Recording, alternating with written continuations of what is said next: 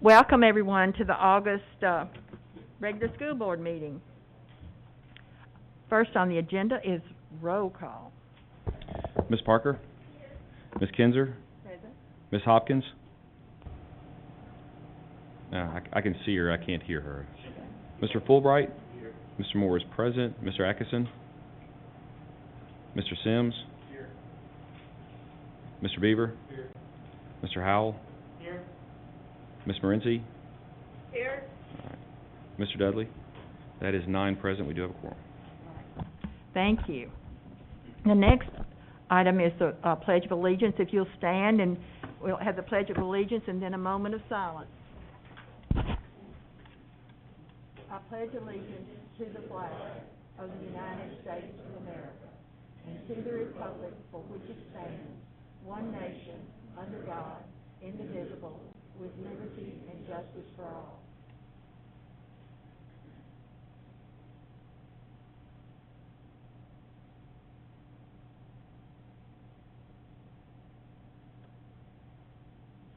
Thank you, and you may be seated. The first item of business is to adopt the agenda. Are there any additions to the agenda? Then I'll entertain a motion to adopt. Mr. Howell made the motion. Is there a second? Ms. Parker? Any discussion? Then we are ready to vote.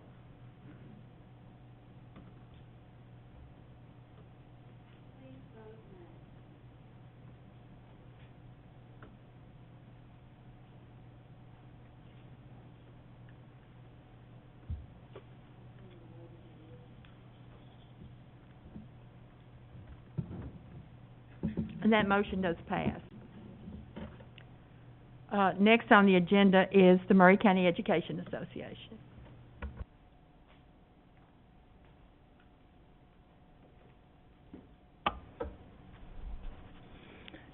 Good evening, Chair Kinzer, board members, and Mr. Hickman. I'm going to apologize first because I'm a little jumbly after a week and a half of trying to I'd figure out some new trainings and a new way of doing things. It feels like this year has kind of gotten a little quiet. I think a lot of that has to do with people not having time to be on media as much, but we're still starting with a lot of uncertainty. Plans feel like they're coming together, but there aren't hundreds of students coming in the building right now. But I think everybody's working their hardest. But there's uncertainty about remote devices, coworkers who have recently been quarantined or tested positive, uncertainty of the number of sick days that we have going into this pandemic. Some schools have yet to receive PPE, disinfecting agents. We did get masks. We did get the masks from the state of Tennessee. But as far as things like disinfecting agents, I see a lot of teachers going out and trying to purchase their own. I don't know where they're finding it because I'm having zero luck. But even with all this uncertainty, the teachers are still showing up. The employees are showing up and doing their best to figure things out.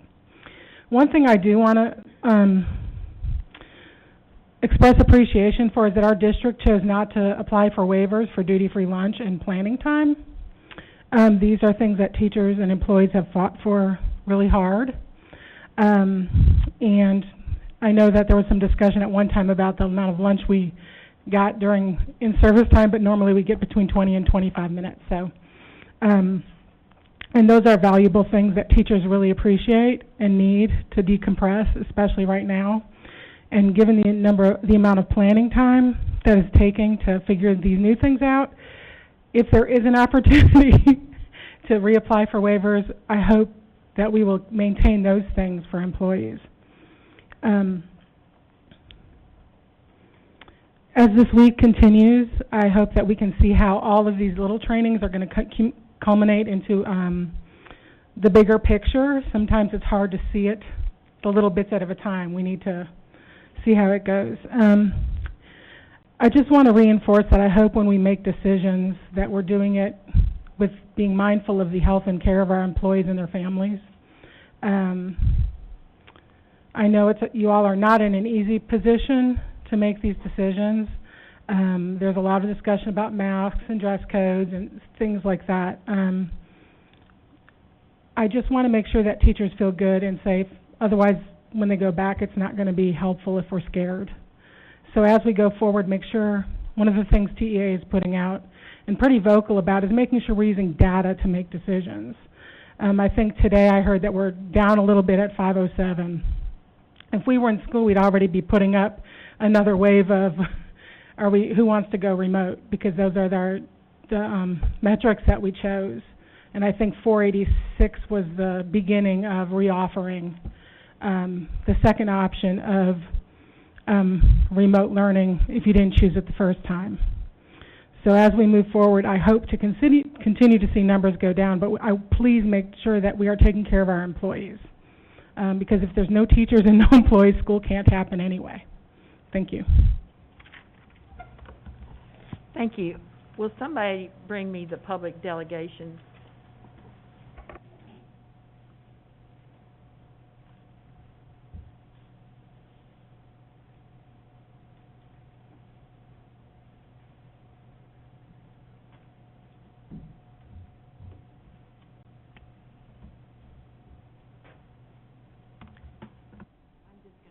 I'm going to say Leslie because I can't read it. Leslie, okay?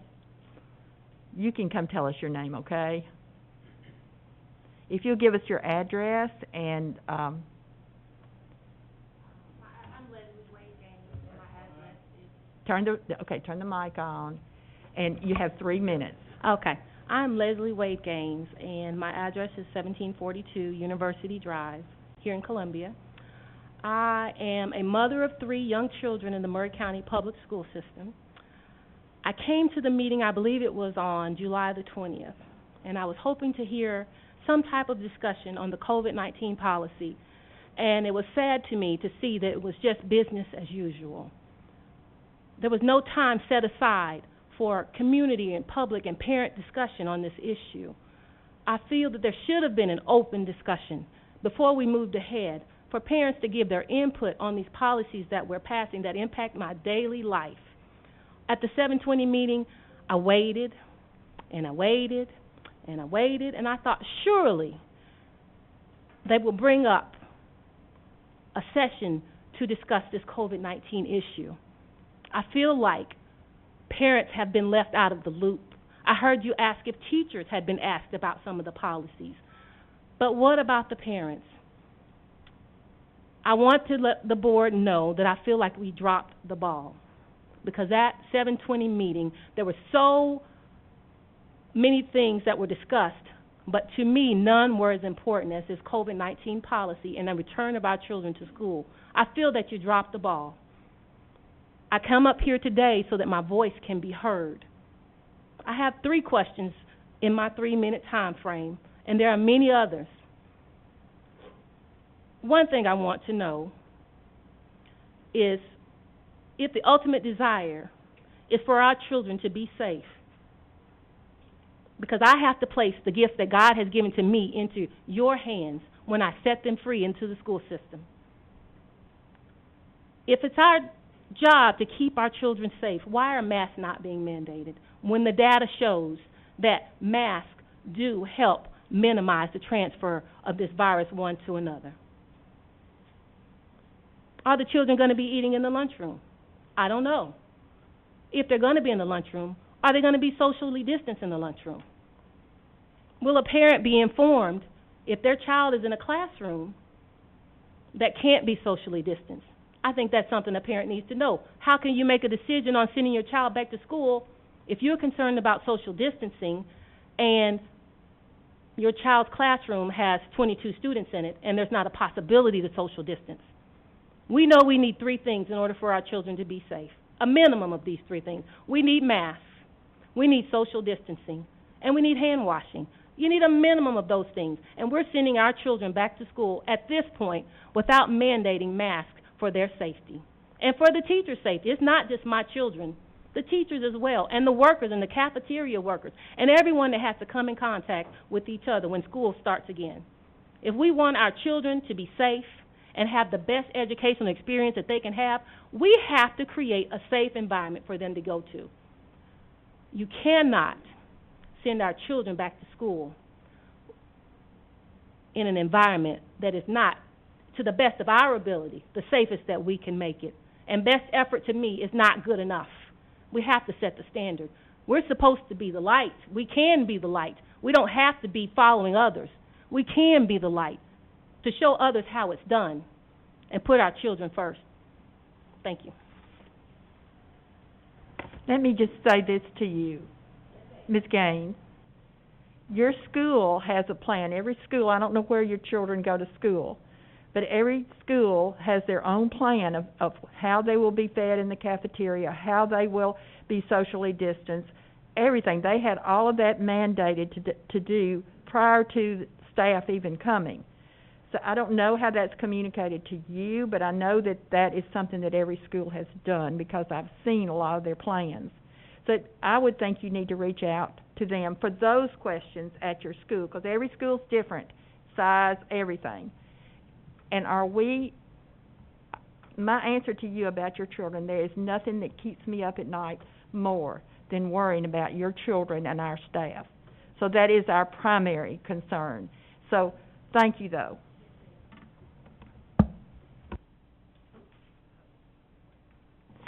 Next on the agenda is the consent items. I hear Mr. Moore, second by Ms. Parker.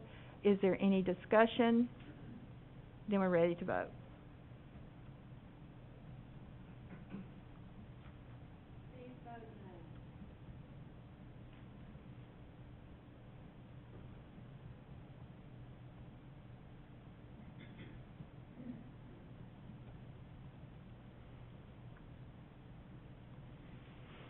And that motion does pass. Next on the agenda under new business is finance. Doug wanted to tell you all that he could not be here tonight, that they're trying really hard to get the books closed. He does plan to be there at our retreat Saturday so we can have discussion about many things. And he also said that a good news is that the sales tax figures look to be better than expected. And if we had any questions, that we could call him during the meeting. So, but I don't think, he's hoping that by the next meeting that he'll have the books closed and we'll be able to see exactly how everything falls. All right, new business then is zoning facilities, the city of Spring Hill. That's the easement request.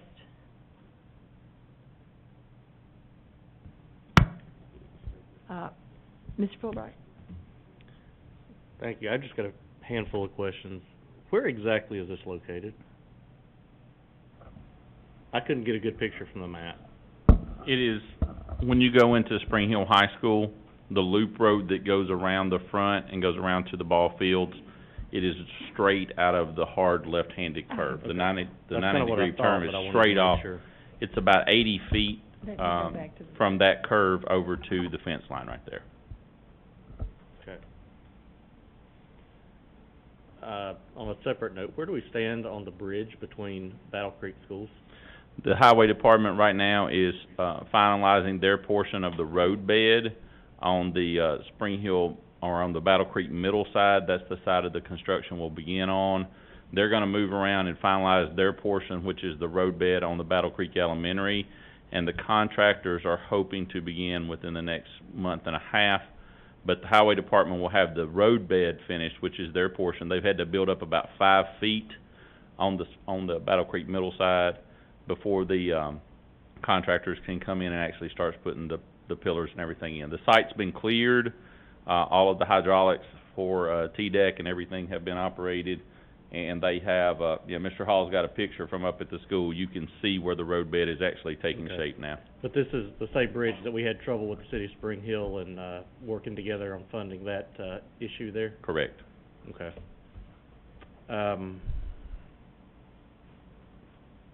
And they haven't taken any different action than what they did with the sales tax information. They still are decided to keep their half, even though that was part of the initiative for the tax increase? That's right. And Thank you very much. That's all I needed. Okay, and I actually did skip 8.2.1, but we can go ahead and finish this up. Is there any other discussion about this?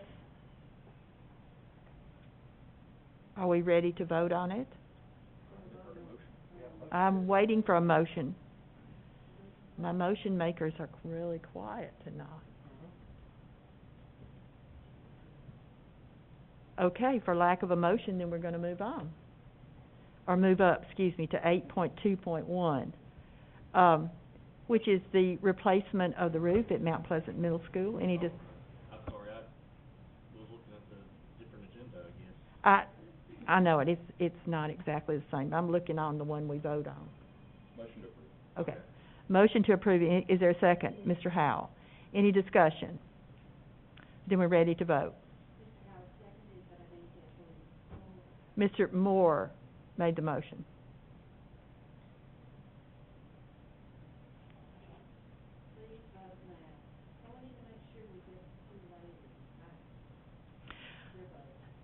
Are you all voting electronically, Donna and Natasha? Yes, I am. Okay. Natasha, can you hear me? Is she frozen?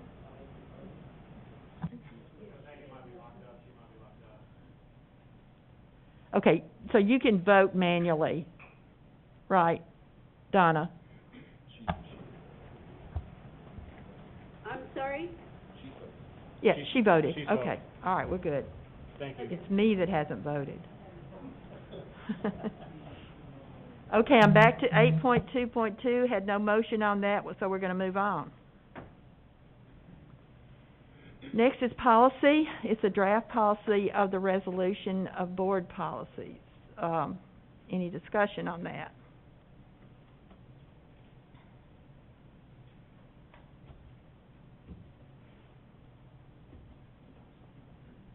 Natasha, are you back? Can you hear me? Okay. If you need to speak, you can turn your thing on so you can talk. Okay. No discussion? Nothing about this one? Mr. Moore? Do I see correctly that the recommended motion says moving this back to the work session? Is That's that what correct? that's what I read. Is that correct? Is Yes, that- yes. Okay. Some of the policies that we are recommending to suspend, staff hadn't had time to Okay. give you enough data to say, hey, we need to suspend this policy, so we need more time. All right, thank Okay. you. So we will move on. Next is 8.3.2, a discussion of additional nurses. Who's going to discuss that with us?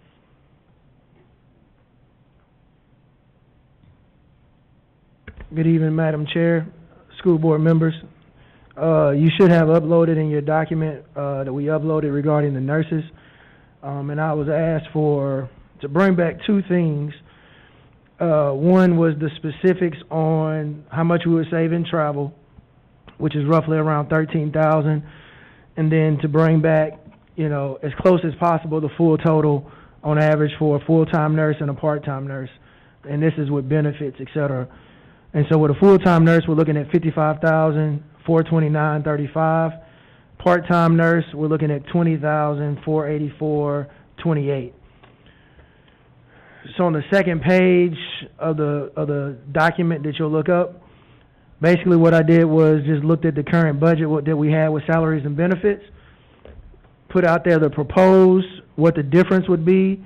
Obviously in option one, if we went with a nurse in every school, we're looking at about additional $500,714.04. If we went with option two, which would move from 13 full-time to 19, from 13 full-time to 19 full-time, and then add an additional part-time nurse and going from 3 to 4, right? And that would put us at $353.60.38 would be the difference between the two, if we made that addition. Is there any discussion? Mr. Moore? Do we have any idea where that additional money, are you asking for that out of fund balance? I'm not asking for it from anywhere. That wouldn't be, that's not my call. I just wanted to present the information that we had, and leadership was going to talk through that. So, so we did, the only place right now where we'd recommend that come from would be to add it from fund balance. We haven't had time to, we haven't been in session long enough for us to, maybe look at attrition or anything like that, and I think it would be, not, according to talking with Doug, he thought it would be unwise for us to try to say we would do that, but that would be where we would look at adding that. Ms. Morency? How many hours a day or a week does a part-time nurse work? Roughly 30 hours. I'm just wondering if it might not be something that we could look at, because I'm thinking that most of our students, when we're detecting them, if they're carrying, if they test positive or they're running a fever or they have symptoms of COVID, is when they come to school. So I'm wondering if maybe that we could do part-time nurses in most of our schools, and then a full-time nurse that would cover them when they have to leave. Do you understand what I'm saying? Maybe have them work in the morning from whatever time, for 3 or 4 hours in the morning, and be there in case there are students with COVID symptoms, and then, I don't know, then have a full-time nurse that would, like in Mount Pleasant, could cover all 3 schools. Over at Whitthorne Central and Baker, they could cover all 3 schools, and then have one full-time and part-time nurses in the morning. Just a question. Who can speak to this? And Nurse Alley is here, but logistically, we would have to try to map that out to even see if it was feasible. And then the challenge would be trying to secure somebody part-time and to try to secure that many part-time. There are PRN options that are out there. There are some people who would prefer part over full-time, but all those would have to be mapped out, and we would have to put pen to paper to even bring that back as an option. So outside of the 2 options that we presented, we would have to look at that in more totality to be able to see what that looks like, to even see if it was feasible. Then I would have to talk it over with the nursing staff to see if we could fill those gaps at the times when there was no part-time nursing staff. All right, just a suggestion. Thank you. Mr. Moore? Have we looked at utilizing any kind of contract services for these to do? Because, it seems that the major portion of what we would be dealing with would be front-loaded, and that could potentially change. I know one of the things we brought up at the work session was, what happens if we hire additional nurses and 2 weeks into school opening, we go back to remote learning 100%, and now we've got teaching staff, we've got nursing staff that's on staff that we're paying for that we're just not utilizing. Have we looked at any options like that? I know that we do that with some of the special education, speech and language services where those are contracted. Have we looked at something similar here?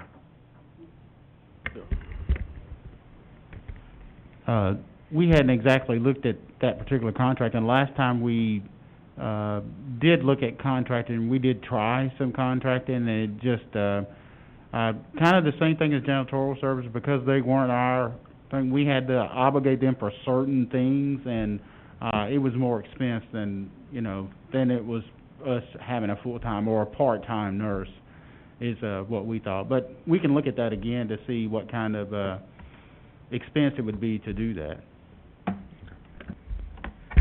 One of the things, Doug, when I talked to Doug this afternoon, I asked him if he had any idea about our fund balance, and he said that it does look like that we're going to have an unexpended balance, a healthy one, maybe even healthier than last year. And I know that some of you think of that as a savings account, and I cannot imagine a bigger need that we have right now to make sure every school has a nurse in it. And a savings account's for a rainy day, and it's thundering outside. I just cannot imagine that it's a safe thing to put a regular employee in those rooms to be who evaluates and all that. I think that you need to at least have a nurse or part-time. And I don't mean part-time going here for a little while, the next one going here. That doesn't work. Every school needs to have somebody in-house that they count on, know, and they ask questions. They know the kids. They know this is a different situation. It's entirely different. And you all saw when we had the work session, all of the other things they have to do. It's unbelievable that have nothing to do with COVID-19. So I would consider, I would like to consider using the $353,000. I can't read the other figures because I don't have my glasses on. To provide those nurses in your option 2. What does that say, Michael? It says 353. 06, yeah. 060. 06038. And I'm gonna do it in the form of a motion, and that money be taken from fund balance. I may not get a second. Is there a second? No. Oh, Ms. Morency has seconded. Thank you. Now that the motion's been made and second, I will listen to any other discussion. Mr. Fulbright. I'm not sure who would answer this, but just for clarification, if we do pass this and hire the nurses that we're talking about, which I think is a very needed thing, and we close school, we're still on the hook for this $353,060.38 for the rest of the year. Is that correct or no?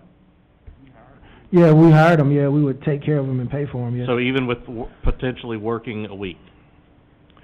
I think you got to look more long-term than that, but if you're looking at some of the things that are going to be presented today regarding essential workers possibly, and asking teachers to physically come back in the building every day, in all of our school buildings, then a nurse would definitely need to be necessary. I'm not talking about that. I'm talking about if we get to the point, like the whole pandemic is going, everybody's telling me, that we close school, and we are closed for business, except through remote and digital learning.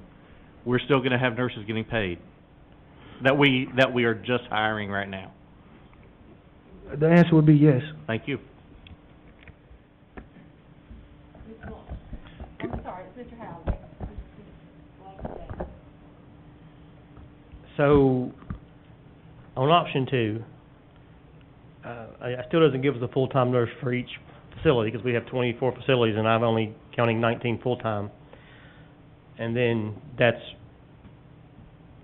4 part-times. So how is this going to work? How is this going to give us the coverage that we need?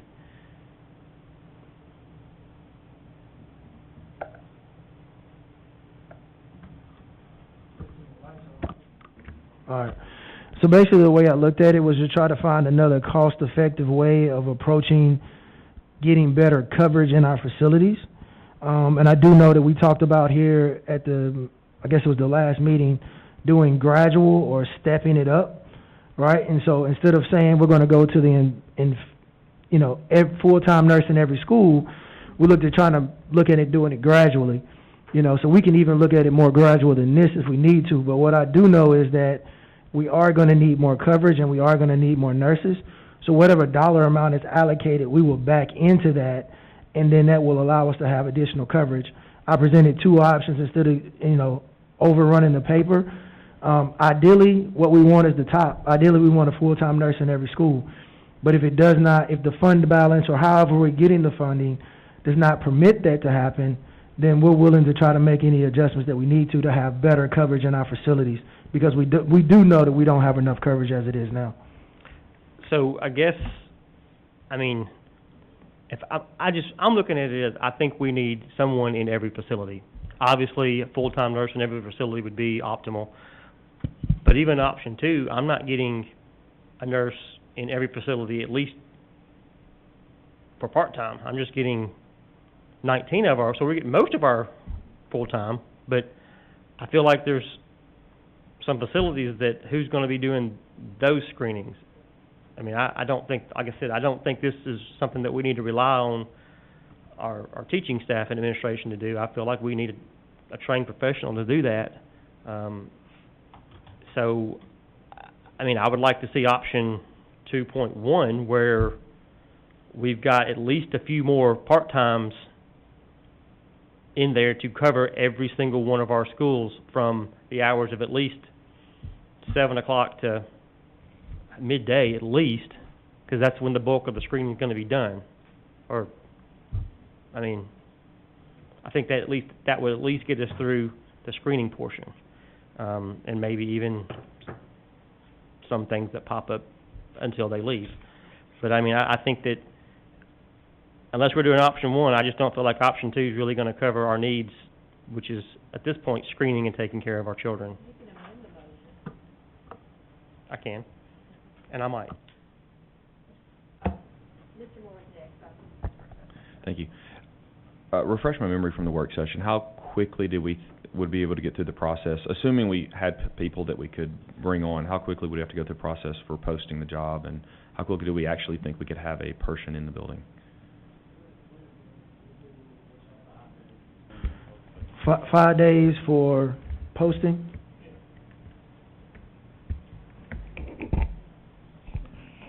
I would probably say about maybe 3 weeks.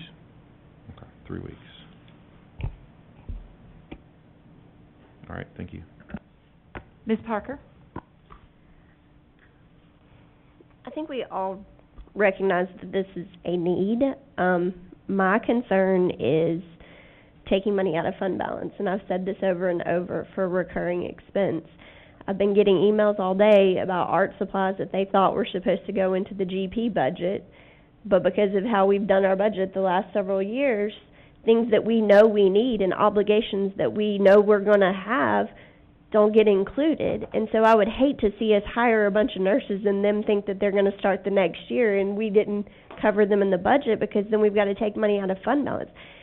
I know that we may not have money in the budget right now, but we'll have to figure it out for next year, because we can't take $300,000+ or $500,000 out every year to pay for extra nurses. So at some point we got to buckle down and we got to figure out what our priorities are. And I'm not saying this shouldn't be a priority, but I think we've got to do the heavy lifting on the budget side and figure out where we can make cuts, honestly, instead of just taking money out of fund balance whenever things get tight. Mr. Fulbright? I just want a little clarification. I don't think I was happy with the way I asked my question, actually.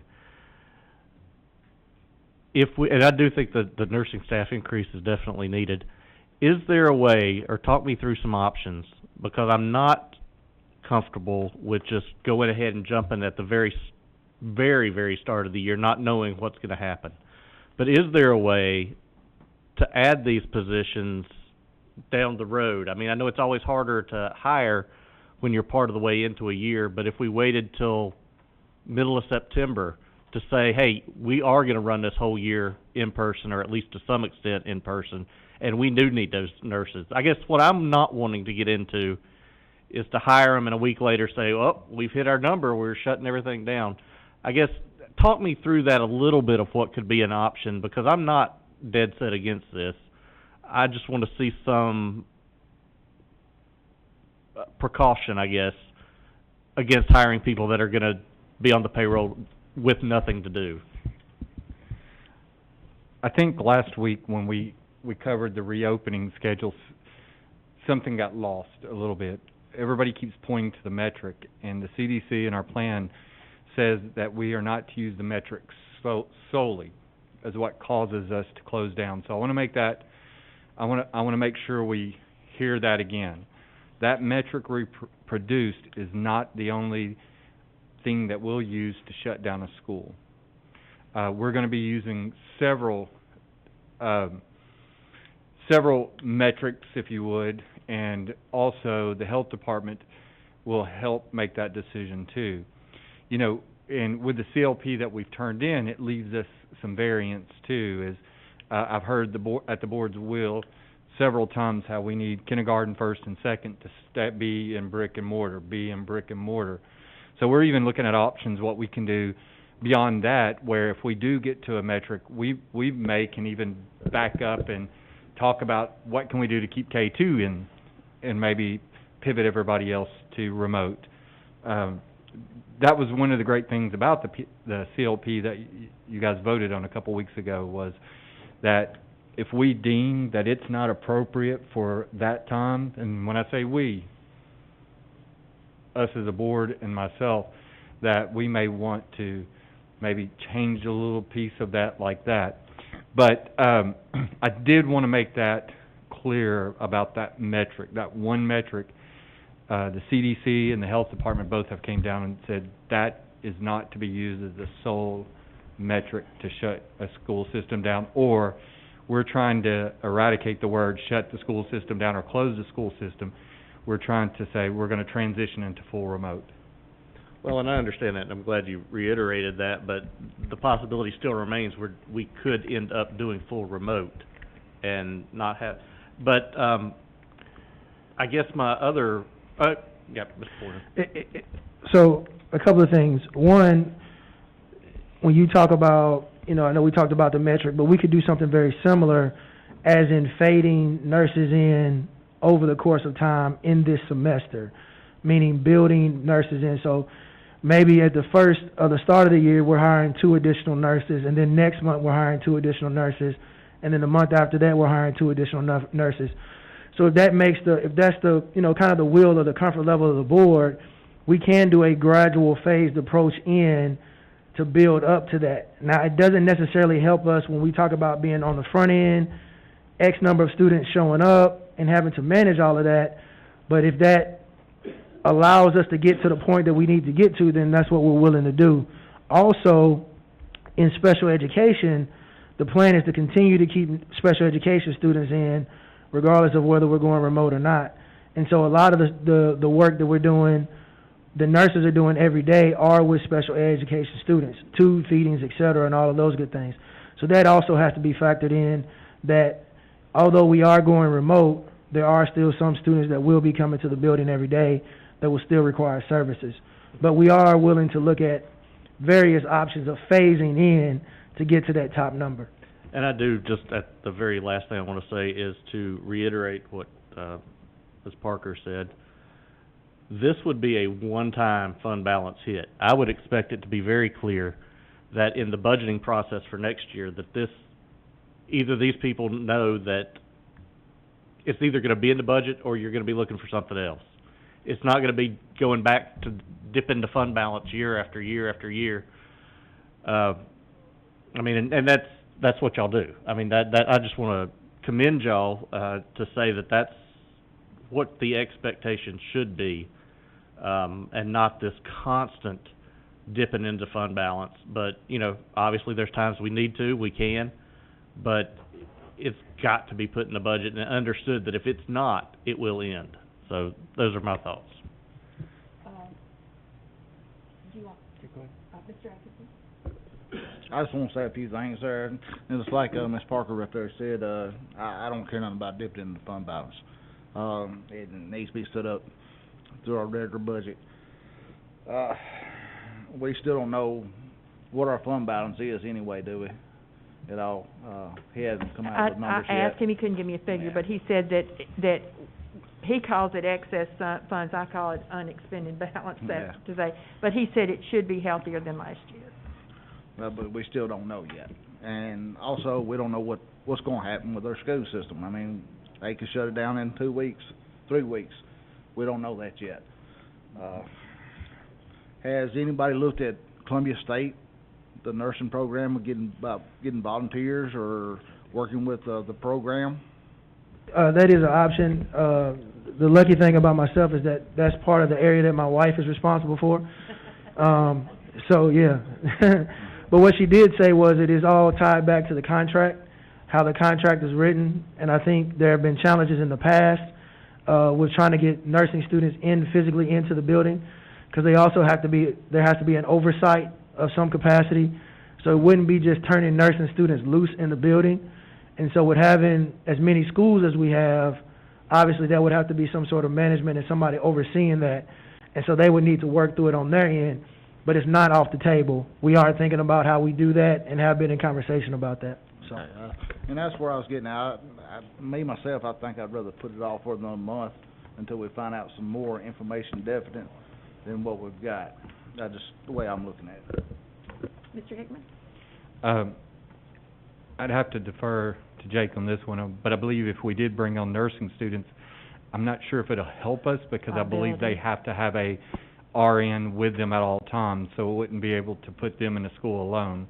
And, Mr. Howell, looking at option 2.1, if my math is correct, if we could bring on 7 more part-time, that would fill capacity, is that right, Mr. Pointer?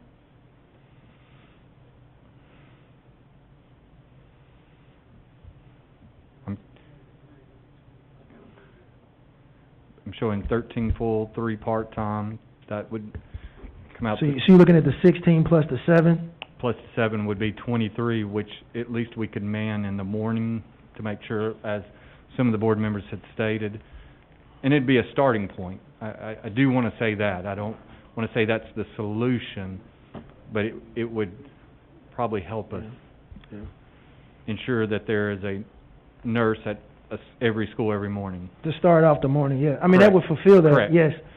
Yeah. The only thing would be, we just logistically have to work it out, because, you know, some nurses are static. They're not leaving their facility just because of the procedures that they got to do all day. But other than that, logistically, we'd have a person to start every day. But to fulfill a bare bones Correct. option Yes. would be to ensure every school at least starts the morning with a full-time, I think 7 part-time, and if somebody has a calculator, they can do that number. Are you saying we have that staff now? No. How many extra would that be? It'd be 143, 389.96. So we'd need to bring on 7 more part-time to ensure that every school could be covered at least in the morning. That would be like, once again, a bare bones approach, the minimum we'd need to fulfill. I believe, one of the board members said handling the morning rush when we first are more likely to see one of those come into the building, somebody that may exhibit symptoms. But I do want to just reiterate, that would be bare bones. I think I made the motion, right? You seconded the motion. I'd like to amend it to read 143, 386. Ms. Morency, did you want to speak? You seconded, is that all right? Yes, that's fine. All right. All right, I don't know what, I think you had lights on, Mr. Howell, did you? Well, that was the number, it was 143, 389.96, and that's not optimal, but that's 7 more bodies that we don't currently have. And that figure, 143, I think that's a potential that's 7 more bodies that we can continue to have, and help alleviate some overworked people. You know, they're not full-time, but if we could do that, I think that would be the best balance that we could do to help to ensure the safety of our children. Mr. Sims, I'm gonna let him go. I see your hand, Ms. Morency, so I'll let you go after him, because his light's been on and I've ignored him. I too have somewhat of an issue with pulling out of fund balance. It is an easier pill to swallow, I guess, with 143. However, we've turned down a whole lot less amounts for salary positions, for the simple fact of it is going to be every year we're going to be funding this. Do we know how, if we do part-time, our part-time employees, do they get benefits, insurance packages, or is it only salary? Only salary.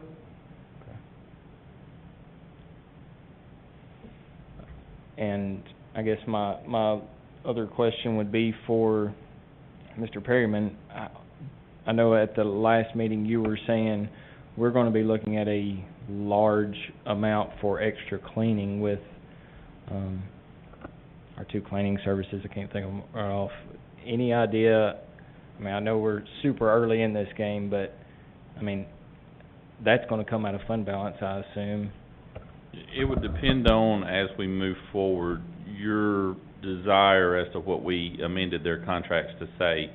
What we spoke to both companies about was having people who would be dedicated to be at school during the day, or staff that was there at night who were just basically hitting every touch point in the building, making sure the doorknobs and all of the things that aren't specifically in their contract were worked over. We were looking at, between the two companies, district-wide, if we went for the year, a number between $650,000 and $700,000, depending on what exactly I tasked them with. And each company, please remember, both of their contracts are different. They don't have the same mirrored contracts. They don't even offer us the same services. They offer similar services. But when that contract was extended out and when it was bid, they kind of told us what their standard for cleaning was, and each one of them has it. They clean classrooms a little bit differently. We did not give them a Murray County standard. So, but we are contractually obligated to the hours and to the workforce and what they do. But right now, the rough number, depending on what we look at, is either $650,000 to $700,000. In the short term, right now, what we're looking at is internally trying to handle some of the things that we're doing, which means our building operators and our maintenance staff may be pulled away from their day-to-day activities to hit things. But that's the number that right now is probably my best number for what we would need. Ms. Maurice? I'm just going back to the nurses. Do we currently have 13 full-time nurses, staff, to the position staff? Yes. Okay, thank you. Uh-huh. Ms. Parker? I'm curious to, I know that the conversation is a little bit about the morning rush. When I envision the morning rush, I'm envisioning like taking temperatures. I'm not envisioning like diagnosing COVID.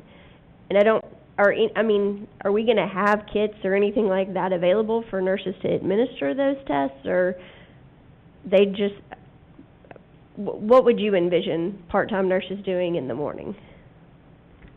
So none of our nurses will be administering any tests, but, so, the idea of when the students get to school, those temperature checks, those things in the morning will be done by, staff, hopefully before they come into the building, and then doing those kind of checkpoints, if you will. The nurses will come in hand in the event that some student is sent home or has to go by the nurses station, which typically would come in the morning when you check them. Now, it will happen periodically through the day, but in the morning when you have so many students coming into the building, or something's happening, a kid is coughing or something like that, then the nurse is in position to assess, to follow up with questions about, did you eat something last night? Do you have a tooth? Just a series of questions, so that we can then better assess whether or not that student needs to go home, or even assess a staff person if whether or not that they need to go home. So it's bringing ease to a situation, but then also making a very quick and timely situation in the event that we deem that they meet all the criteria for COVID. Okay, so if, for example, a child presents with a fever over 100.4, and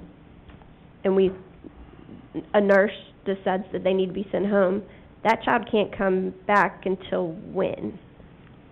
So that student will have to stay home for 10 days and be 24 hours symptom-free. Now, that student, we would advise them to go see their medical professional first, to prevent, in the event it's not COVID, from having to stay home for 10 days. And then if they go see their medical professional, they'll run them through a series of tests, and the doctor can say, hey, it's strep throat, it's not COVID. And then that student will get a release and then be able to come back to school. So basically, the temperature check will be a trigger point that will tell us that we have to send that student home, which we would anyway, based on the communicable disease and fever policy that we already have in place, that anyone that has a fever, we send them home, and that they have to be symptom-free before they return. Okay. And then just from a logistics standpoint, if we were to approve this tonight, has to be a budget amendment, correct? That has to be prepared and approved, because that's not on here tonight, correct? So, and I'll just be honest, looking out into the crowd, I can see from the nurses that are sitting here that they have thoughts on this that I would love to hear at a work session, as to whether or not this is the best option for us. Because I don't wanna commit $100,000+ and it not be what helps them do their job and alleviates a burden on them. I think we're trying, I think we're brainstorming, I don't know that we're to the point where we need to pull the trigger tonight is my only concern, just 'cause we're functionally not prepared for you to be able to post this tomorrow. And we're not gonna have every school fully staffed on Monday morning. I mean, ideally, it'd be great if we could, but the county commission and whatnot, it's not gonna happen, and quite frankly, we're not prepared tonight with the budget amendment for that, so. Thank I you. think we could get a budget amendment prepared pretty quickly, and it would go to them on the, I believe, whatever their meeting. But whatever, if we put it off to the work session, then to September, then it's gonna be fall break before there's any change in personnel. I think it's needed right now, and if it does take 3 weeks to post it and get some in, that would be in a timely enough manner.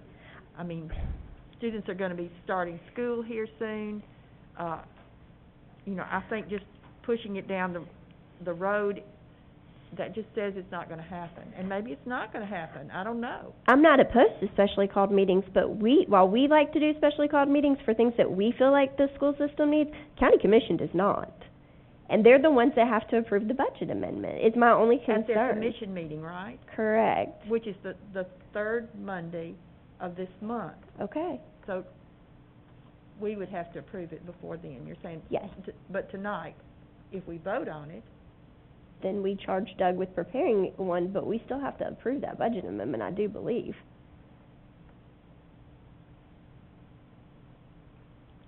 okay, y'all can't see me going, "Rrr."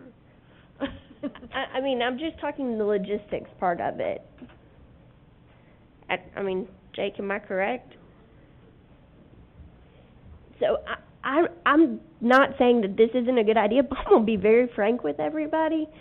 This was a good idea 6 months ago. This was a good idea 3 months ago. Like, let's not rush things because all of a sudden we decide, oh my gosh, we didn't include this in the budget. That's my frustration. When we rush things, we make mistakes and we don't do a good job for our students and for our staff. And that's the point that I'm at, where I'm very frustrated.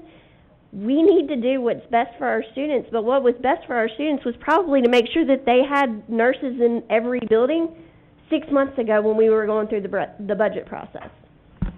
I think it's important enough that we could have a special call before the retreat on Saturday. And that would be the only thing on the agenda. No, of course. Any other discussion? I did. All right, Mr. Thank you. And I'm gonna go on the same thing. I think this is something we need to talk about further, but I'm just not prepared to say yes to this tonight. With what I ask, again, if we need this for day one, then we should have been looking at contract services to have somebody in here on day one. And I understand that's not a long-term solution, and obviously that's not where I think as a board we wanna go, but if that is the goal, is to meet the need of the fact that this is, an immediate need, then I don't know why we didn't research that. So, but between the changing numbers, we haven't fully discussed this as a board. So, for me, it'll be a no. Well, there is a motion on the floor. We can vote it down or vote, excuse me, who wants to speak? Ms. Morency? I'd like to, Mr. Hickman, what are your thoughts on this?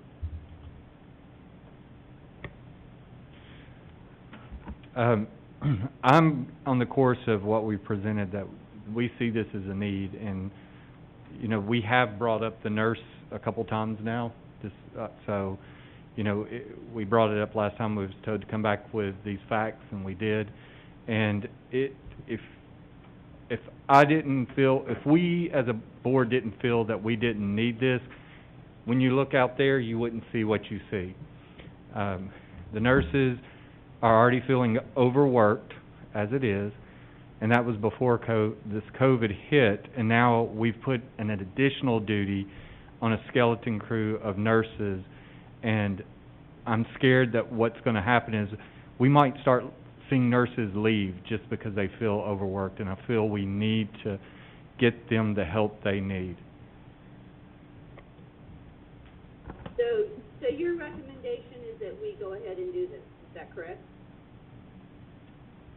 I would recommend at some capacity, yes. Philbright?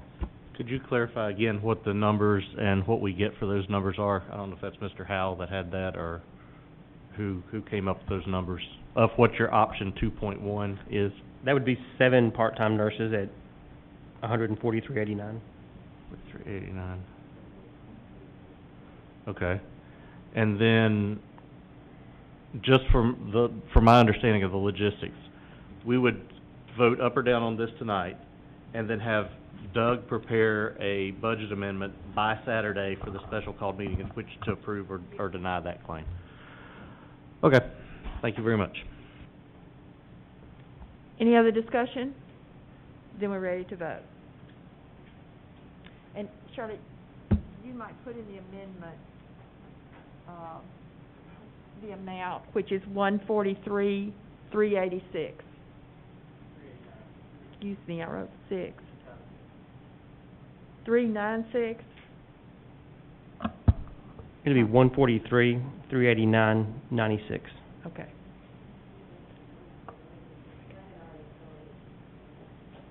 Hello. Did it? Ms. who is it? I think it's Ms. Hopkins. Ms. Hopkins, did you want to speak? Yes, can you hear me? Yes. Good evening. I was just backing up what,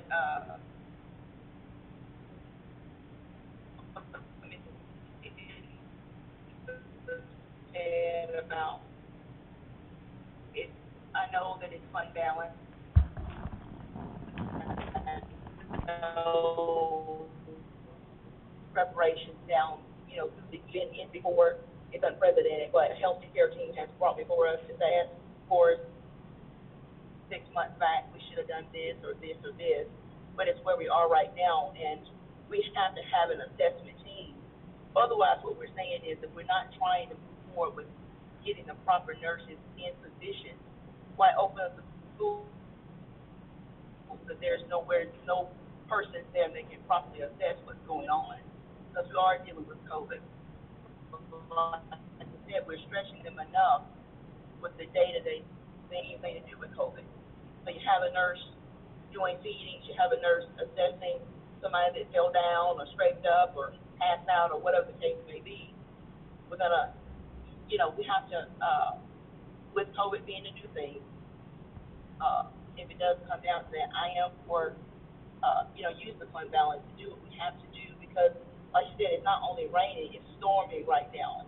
Numbers are going up and this and that. So, I think it's just wise for us to have to make this the financial aspect of it, but what it's doing for the school, I think it has a resounding impact to show that we are trying to do our best to have the school staff with the proper healthcare assessment so that the students are safe and the parents and staff can feel safe. Like you said, it's not only the children have to be assessed. If a staff member or a teacher needs help or the understanding what's going on, do I need to be sent home for this or that, you have the proper person that can make that call. Thank you. Okay, so any other discussion then? Then we're ready to vote.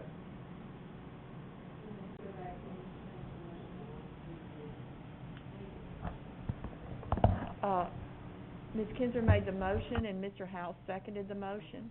No, Ms. Morency seconded the motion. I don't know why I've got him on my mind in front of me.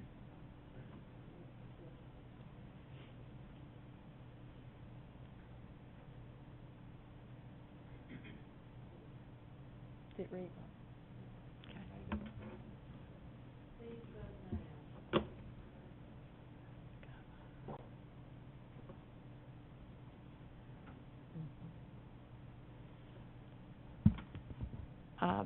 Ms. Hopkins, have you voted? Okay. That motion does not pass, but we will bring this to the work session so that we can discuss it further and maybe we can come to some conclusion on what to do about it. I appreciate all of you all being here. We'll further the discussion at the work session in a couple of weeks. Okay, the next item on the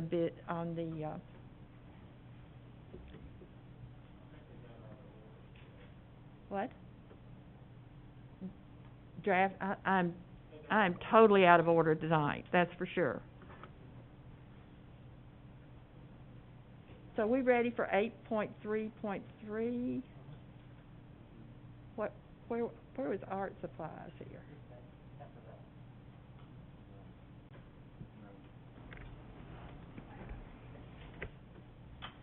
I think when we added Policies the for- agenda, The policies for. yeah, they should have okay. been under they should have been under the other resolution, it got moved. That's what I thought, there was.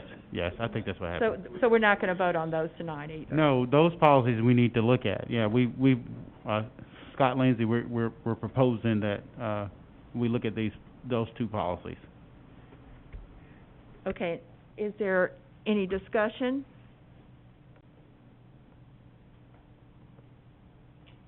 Is there a motion to approve?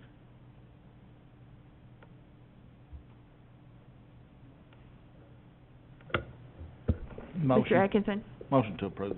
is there a second? Did I hear a second?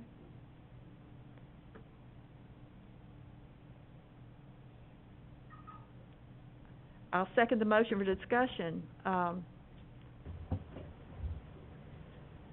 And, all right, looking at both of them, Mr. Gaines, is there anything you have to say or any question about this? Yeah, Scott has some discussion. All right.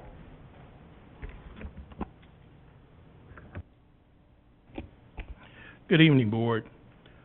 With policy 1.8011.3, that covers three things if we were to close. One, it gives the director the ability to pay staff if we were closed, just like back in March when we had to close and we paid teachers and all staff. This gives him the authority to be able to do that. The second point is the director can deem certain employees as essential, meaning if we were to close, he would have the ability to mandate them to report to work.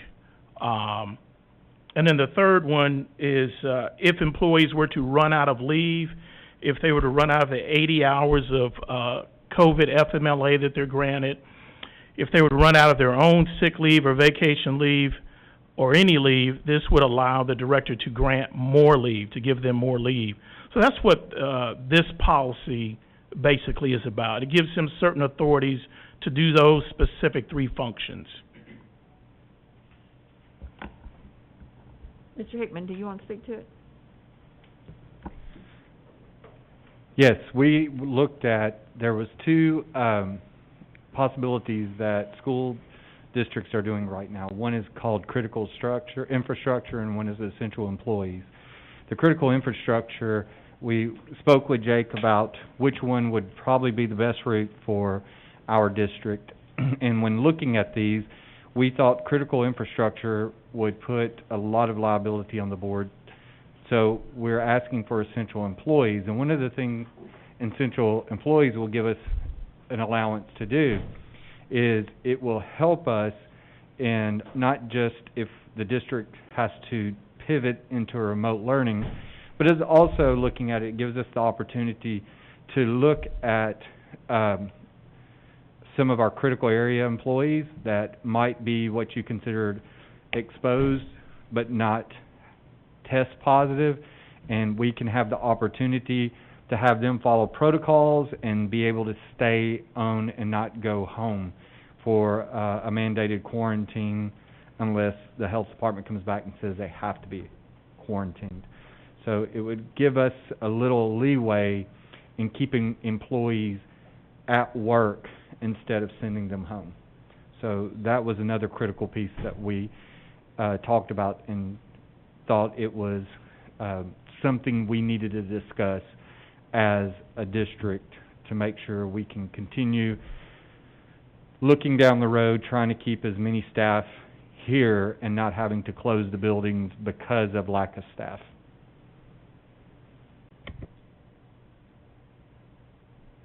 Any other discussion? So I assume the motion was for one at a time here, both of them, okay. All right, you want to talk about the second one? Yeah, you want me to go ahead and review the Yes, second one? please. Can I ask a question on Oh, the yes, first one? go ahead, Ms. Barker. Sorry. Mr. Lindsay, you mentioned the three things. First, on the pay, does that mean that, I guess this is kind of a Jay question, I just always assumed last time that once we budget it, then essentially we're obligated to pay it. So do we need to have that in policy, or is that not just what our budget already does?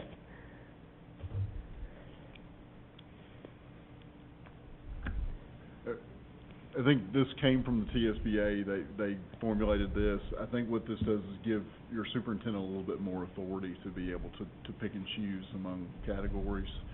But you made the decision, or the superintendent made the decision to continue paying employees the last time.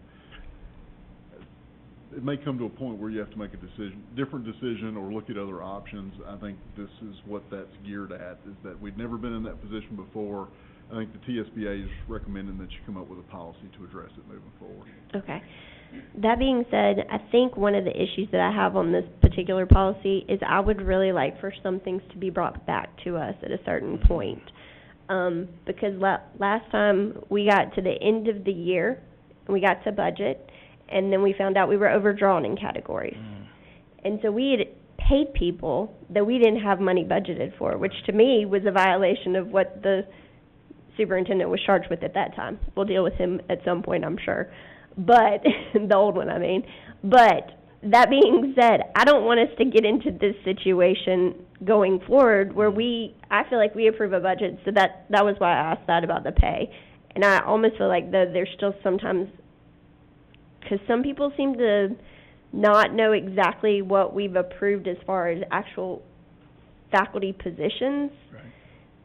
And that's what's not clear to me, and that's what my concern is. The other thing is, for essential workers to be allowed to continue to stay, to be designated that way, I'm a little concerned about somebody that's got COVID, that's designated as essential, and what kind of notifications we're providing to students and parents about that person continuing to work. The other thing I would say is I really struggle to approve any policies that have a blank on who exactly they're supposed to seek approval from. So if the approval is supposed to be from the director or from the chief of staff or from their principal, but right now it's just a blank and I don't know who that is, and that's where my concern is on approving the motion as it is right now. Can I speak to one question? First of all, I apologize, I guess I wasn't clear. If they are tested positive for COVID, no, they have to go home for the 10 days plus 24 hours. This is just talking about employees, such as the medical profession that is around COVID all day, since they're deemed essential. As long as they don't exhibit the symptoms or test positive, they can continue to go to work. And the TSBA has given us the opportunity to say our district can give that power to us if we deem so. But if they test positive, no ma'am, they cannot come to work. They have to go home. Okay. Thank you. Do we know who the approval would be? This policy is for the superintendent. Okay, so do y'all want to clarify that part in your motion? Yes, I would like to clarify that in my motion. I just misread that. I guess it is for the superintendent, yes, superintendent only. Thank you. Madam Chair, I'd like to speak about the second policy. This is very important. This is a policy on to be able to telework during emergencies. Currently, we have no policy for people working at home. This would be our first attempt at having a policy for people working at home. And this scenario is coming up now. If you are caught in a COVID testing protocol, meaning where you've been advised that you were in close contact with an employee or a student that was diagnosed as COVID, instead of having you to burn up your 80 hours of COVID leave, if you have the ability to work from home, we're telling employees to work from home. But now that we have employees working from home, sometimes we can't get that employee on the phone, we can't get that employee by email. So we need to have some sort of policy, or beginning policy, on working from home. So what I would suggest, if you can't pass the both of them, if you would, at least consider, passing this one, because we need to have some sort of ground rules from being able to work at home. Any discussion? All right. If there's no discussion, are you all ready to vote on this together or separately? Okay, I believe his motion was to approve both of them together, correct? That's my motion. I mean, I can change that motion if y'all want to split it, but I certainly keep them together. Okay, we will. All right, then we're ready to vote.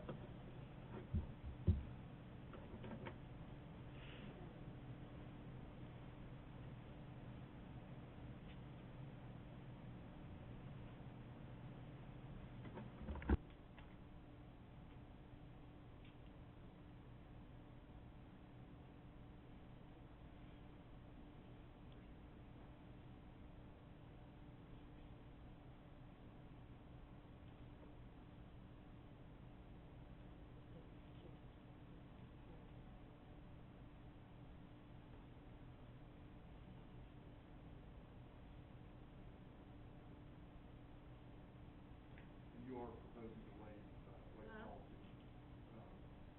We're not posting straight to policy.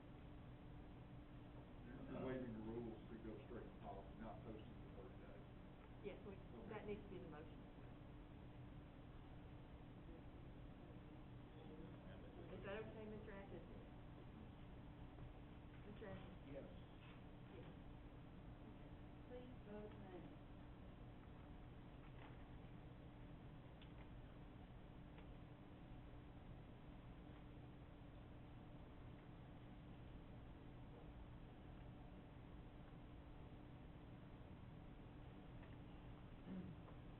And that motion does pass. Next on the agenda is... Donna, have you voted? Yes. Donna, are you voting? Okay, thank you. Next on the agenda is art supplies, and I really didn't mean to just stick one in without telling you all. Let me just give you some background on that. I think you all are aware last year that the art teachers met with Dr. Marzacco, and Ms. Inc. brought that together so that they could get some supply money, and it was on into the year that we approved it, and they had a formula for how they would receive the money. That money wasn't included in the GP this year, and I don't think any of us were really thought about it until they had a Zoom meeting this past week wanting to know when they were going to get their funds. So they asked me to, and I put it on the agenda for you all to see. And the reason the attachments are like that, last year it was $48,000, and it came out of fund balance, and it was for supplies. I know you all have gotten lots of emails about it. I thought there were some really good points in it that they made, and that was that they can have fundraisers this year, and from somebody that can tell you that art pretty much exists on fundraisers, because it takes a great deal more money than what we're even offering them to run the department, and they can't have them this year. I know when I was there, we probably more than half of our funds was from fundraiser and fees. Again, if we're not able to do this again, then they're going to have to charge fees, and we know that this is tough times for many families right now. So they're asked me, and I put it on the agenda for you all to consider. The reason I didn't put it off to the work session is because, once again, it's not timely. If you look at how things go through work session, then it's going to almost be fall break before they have to then get purchase orders at their building. Those purchase orders have to be, and then the supplies have to be ordered, and that's not a quick turnaround too. So if I'm in error in doing this, I'm sorry, but I brought it here for you all for discussion. Mr. Fulbright. Thank you. I don't know who can answer this or not. This was all approved by the county commission what would it have been, the middle part towards the end of December?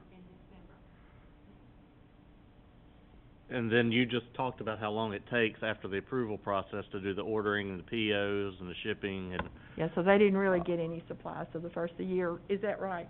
Yeah, Well, okay. it sounds like it would have been a lot later than the first of the year if this was done... This is Jennifer Lamb, she's the chairman of the Zoom committee. Do you all mind if she speaks? Let me get my question Okay. in order first. All right. Assuming that the county, I don't even know the county commission had a December meeting, quite frankly. I'd have to go back and look at the minutes. But that would have been the 16th, would have been their meeting. And then, obviously, things were shut down over Christmas and New Year. Do you have the information on when the materials were actually, when they arrived? I would say February. Here's part of our issue. We bought supplies with the premise that everything would be shared. Art supplies is so expensive, it's easier for us to buy better quality stuff and share it all. Now we have to go to individual packets, and at my school we have 350 students that take art, and then out of that I have 20 that take AP, which we have to use the best of the best to get the kids the quality that they need. We have 100% pass rate at my school, and I believe at Central they had 100% pass rate also. Out of 9 years, I've had 7 years with 100% pass rate, and it's because of the quality of the materials. So that's where we're running into issues, is the making sure all of the kids in the Art 1 and Art 2, they can get more basic supplies. But as I get into my pre-AP kids, I have 27 pre-AP kids this year, they have to have better supplies, and now it has to be individualized. Our program keeps on growing. I mean, and I hope in another year or two I'm asking for another art teacher at my school. So we would even consider, we were just looking at the numbers, taking unit schools back to 2,000, and that would leave us at 36,000 that we would be asking, and then hopefully getting put on the budget next year so this wouldn't be an issue. Because again, I do understand, but with syllabuses going out on Monday, we have to be able to say, hey, we have to have an art fee, or we can say all the supplies will be funded, you will be getting your individual packets, things will be safe, and all that good stuff. And that's where the time crunch is coming now. And we are kind of panicked. Thank you. You said it probably arrived in sometime in February, roughly. Roughly, I would have to When did we look. shut school down for last year? March.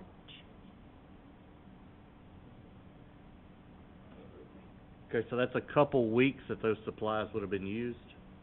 Correct. And we do have supplies for a group of 36 for each project that we use, but we don't have supplies for 180 kids in my class and 180 in my other. Okay. All right, I understand that then.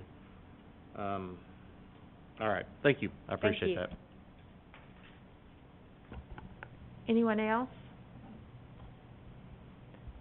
I hate to be the motion maker all the time here, but, I move we, fund the, art supplies with the same figures last year, $48,000, to be dispensed. How did you all decide on this dispensing last year? Whitney? Okay, I'm Whitney. I just wanna know, What was your question? how did you decide on what schools got what? It was me and Jennifer and, Becca, and we were with Dr. Marksack, and we just said, here's the number. We were just trying to get it done as fast as we could to make sure everyone got something. Okay. All right, my motion is to fund the art supplies in the amount of $48,000 with the superintendent of schools working with the art teachers to That was disperse what it them. was last year, All right. correct. That's, the list is on there as how it was dispersed last year. Correct.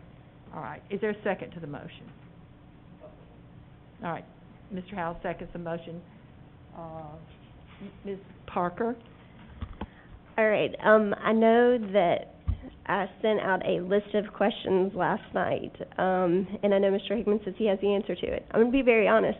I've got to go to my son's last baseball game tonight, so I'm going to leave at 7:30 regardless of where we are on the agenda, including the reopening plan, which is one reason why I was a little disappointed that this got put on here without going through the proper process. We have a process for this. I'm sorry. And I just don't understand why we're not doing what we're supposed to be doing and putting things on work sessions and bringing them to the board and letting us have a chance to have discussion. Now, I understand we need this, but they're not going to have it on the first day of school because, again, it's just like the nurses. It's Let the me just same make process. it easier right now. Yes. I'm going to withdraw the motion, and we're going to discuss it at the work session, which is where it should be discussed. Okay. Okay? Thank you so much. Thank you, guys. Uh-huh. Thank you, Ms. Kinzer. Because I want you here for a few more minutes, too. Next is the reopening plan, and we were told last time we didn't have to vote to approve it, but I want to make a motion. I move that we amend the reopening plan to mandate masks for students and staff, with the only exception being medical reasons. The plan would replace the word should with shall or will. That's my motion. Is there a second? Ms. Parker seconds the motion. Any discussion? Let me give my discussion first, since I can hoard this mic, I guess. But I have spent the week speaking with staff, teachers, parents, and thinking about this all the time. Also, I sought information. I sought what is best as far as keeping the schools open as long as we can. I wear a mask to protect you guys, not for me. So if a child wears a mask, they're protecting the teacher. If the teacher wears a mask, they're protecting the student. If both entities have masks on, then there's not going to have to be as long a time in which they have to be out of school or even looking at how it all came about. We can keep the kids in longer if we can do the most safety measures for them. Now, saying that they won't this last week, Mr. Cobb has drugged me to all kinds of schools to take pictures. And at almost all of them, there were parents walking in with little children. I mean little children. They all had masks on. They were happy little children with masks on. They didn't have to have them on. Nobody required it of them. I think that we owe it to our staff and our children to do the most we can do to protect them. Is this going to be a long-term thing? No. We've got to have faith it's going to be over at some point. Is it going to be difficult? Either way, it's going to be difficult. And this is a medical issue. It's not a political issue. It's not even, my husband is on me all the time because I don't put my seatbelt on. Well, it is a requirement, and it's the law. And maybe I don't like wearing a seatbelt, but I wear it because it's safe. And that's the way I feel about masks. I know that looking at this board, maybe this is something that I don't expect to even pass. But I would hope each of you that has made a stand on this already will listen to the medical people, listen to those who told us that this is the safest way that we can keep our schools open and that they can be there in person. Now, Mr. Fulbright. Yeah, I want some clarification, but before I do that, I think I've made my opinion very clear, so I'm not going to share it again. But I do have a long list of doctors that can say the exact opposite thing of what was just said. I would like a definition of what a medical reason for not wearing a mask would be. It could be COPD, isn't that something, or asthma? Would this apply to special needs children? Yes. Is that medical? Is a learning impairment a medical reason? We need that I need that clarified before I can even consider it. Because right now, if it's not medical, they are mandated to wear a mask, which means if there's any kind of learning impairment that comes along with that mask, they're gonna be out of luck. Technically, a student with a disability may or may not be considered a medical. Obviously, we have some students that qualify under medical diagnoses, but not all of them. So you would have to clarify that in your policy as far as, you know, I'm thinking about a child with autism who has sensory needs. Are there doctors who would write that up as a medical requirement that they could not wear a mask? Yes, but there may be parents who can't get that rapidly. So I would ask that you clarify that in your policy, should this become a mandate. Well, and it's not just me asking that clarification, it's all these messages I've got this Absolutely. week My from parents who phone are is- concerned about their children's education suffering because of a decision that we're making to mandate them and impair their learning. So I think that before we can even discuss this any further, we need some clarification on that part of whatever policy change would be going into effect. So I don't even think it's prudent to vote on something without that clarification. You would have to clarify that, and Jake, tell me if I'm wrong. You would have to clarify that in your policy, that students with special needs would be exempt with or without a medical. I mean, Then we get obviously, into there's a large categorizing- percentage that could get medical, but there are a lot of disabilities that are obviously diagnosed through state eligibility from school psychologists who are not medical doctors. I think that just shows that this is not at a point where we can make an informed decision. I just don't think that it's there yet. Thank you. When I was thinking about the motion, and it occurred to me, all those, I know there's one teacher at Central that just can't, and she had a doctor's, I wasn't really sure how to word it, but I would think we would have to adjust policy, to do that. I think all I'm asking here is that we mandate masks, and then we could adjust policy to meet those needs. Is that possible? Absolutely. I mean, you could absolutely, you know, there are a lot of things. It's like the discipline policy. Yes. The discipline policy very clearly says we will not violate federal and state guidelines for students with disabilities. So you could absolutely word this in such a way that, and you know, our professional staff is able to discern, and we put that in a lot of policies. You know, I think that was one of the questions that we had when the discipline policy came up, was, you know, that Mr. Lang had put in the discipline policy, and I hate to, you know, compare this to discipline, but, you know, there's always room for principal discernment. I've still got another question, so. Excuse me. Just in the reopening plan, it does state that, you know, we anticipate the needs with special needs students, and that, you know, that there may be some who may be unable. And I would think, if we had to look at whether or not a student would wear a mask or not, we would revisit the IEP and look at, you know, what particular needs does that student have. If there's a medical need involved, I mean, that's when that would be presented. But that would be in conjunction with the parent. It wouldn't be, we wouldn't automatically mask a student who, special needs, we thought that they're, like, Ms. Ventura said, thought that they may have an issue. We would probably could try to convene a meeting with the parent and talk through that issue and work that out. Okay, then my other thing I need clarified, I just really got confused by that last conversation. So we're looking to mandate masks but not have it be a policy yet? Is that what I just heard?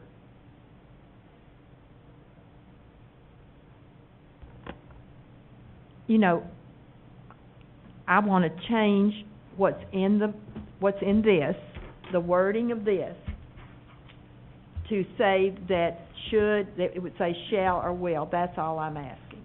So if this addresses the special ed needs and all of that, so all I'm asking is that we change the wording of that in this. So then that would... And this is a short-term thing, that would right? supersede our board policy then, correct? Right. Our school board district policy. Jay? But what if they're in opposition to each other? You board, as I understand the motion, are asking to amend the reopening plan to require masks in the short term. Can you turn your mic off? I've been trying. Okay, there we go. If it's part of the plan, then it's gonna be required. You've got a plan now. This would amend the plan. You're gonna have to give the superintendent discretion to determine what those medical issues consist of. The superintendent then may kick it down to the principals and say, okay, on a school-by-school basis, the principal's gonna determine what are appropriate medical conditions. So, yeah, you're not looking at policy yet. That may come down the road if you decide, but at this point, you're looking at just the reopening plan and amending that to require masks. Can we amend something we've never voted on and approved? You can mandate. We haven't approved this. You certainly can. I mean, you can tell the superintendent of schools that it's your wish as a board that he require masks to reopen schools. Okay. I'm not sure, Mr. Atkins? Well, my problem is, we've already agreed on this and sent it to state. My issue is we put it out to the public. This doesn't go to the state. The other part of it, that we did send to state, yes, I understand what you're talking about now. But still, we've also put it out to the public that we are not mandating masks. And we've already got it set up to where the students, we give them a good option. We give the parents a good option. If you want to go online with your kids, let them stay at home and go online. And if you want to send them back to school with the option of wearing a mask or not, let them come back to school, wear the mask. We give the parents that option. Now we're going to go back and say, no, the kids have got to wear a mask. Well, you finna change that whole scenario right there. A lot more kids is finna go online because they don't want to wear a mask. Parents don't want to wear a mask. I've heard it from several parents already. Not the ones They that don't want to give wear the children mask. So, that's my point. We've already put it out there to the public. We wasn't mandating them wearing a mask. Mr. Howe. So, I wear a mask because my chair asked me to wear a mask, and I don't mind obliging. However, how are we going to require this, and how are we going to enforce it? Is this going to become a disciplinary action? So now the child who, well, I'll just use you, Mr. McFord, right? You've told your kids to go to school, you don't wear a mask. Well, who are we punishing? The child goes to class without the mask, teacher says, go back to the principal's office. Because his parents, I mean, it's just something you can't really enforce. And who does it hurt? If you enforce it, it kind of just really affects the children. My wife and I have talked about this. Our kids are going to school. We're sending them with masks. I hope they wear them, but we can't. I'm not going to be over their shoulder making them wear their mask. But I mean, we've already made this decision. Why we're going to try to rush this through tonight and not nurses, I don't know. So maybe this is something we come back and discuss at a later date.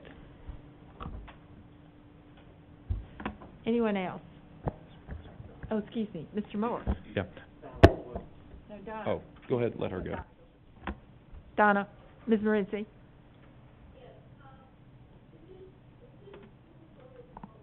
Can you get your volume up or get closer?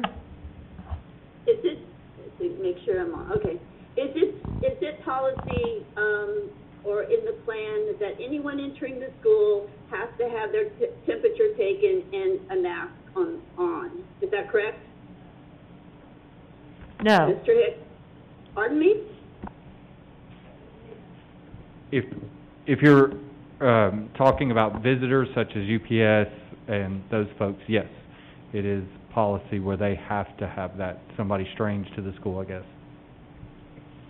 Okay, my question is, why are we mandating it for them and we're not mandating it for our teachers and our students?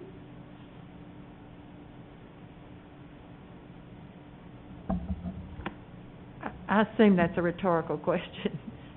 The No, it's not point a being, rhetorical question. right. It's a good question. I want to know how did we come to that conclusion that any visitors to the school have to have masks on and they have to have their temperature taken, but they can walk in an office, in the front office, and nobody in there has a mask on? I think I think they both need to have masks on. That's why I made the motion. I believe that is not I right. agree with you, but that's not the policy right now. That is not what is happening right now. And if we go with this other plan, that's not what's gonna happen.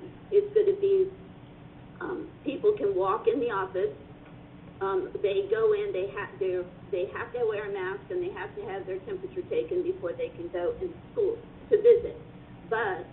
And that, I have to believe that that's because they've been out in the community, and so it's to protect the staff and the students and anyone in the school. However, our students and our staff and our teachers have been out in the community, and they can go in, they don't have to wear masks. I don't understand the difference.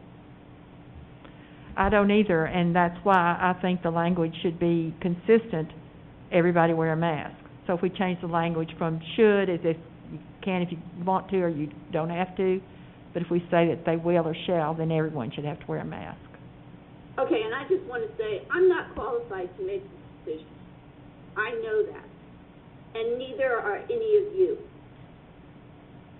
And I understand, Mr. Fulbright, there are different ideas. The doctors, you have some doctors that say, yes, masks should be essential, others that say, no, it's not.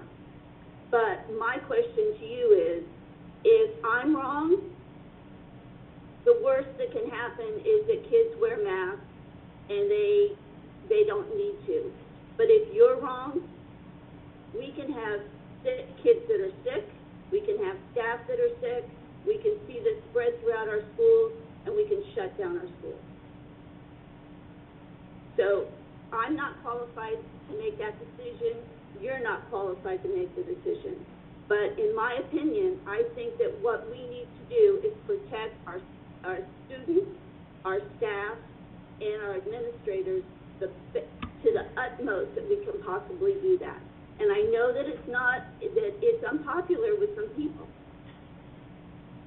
But I think we go overboard and do the very best we can, because I don't want to be responsible for anyone getting sick or dying because we made this decision. Parker? I agree with Ms. Morency. I will just say that I feel like the things that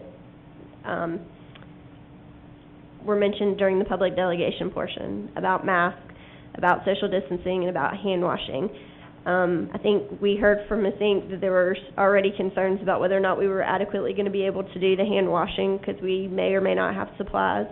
I heard last time about the cleaning that we were going to be doing. I'm concerned about how effective that truly is going to be.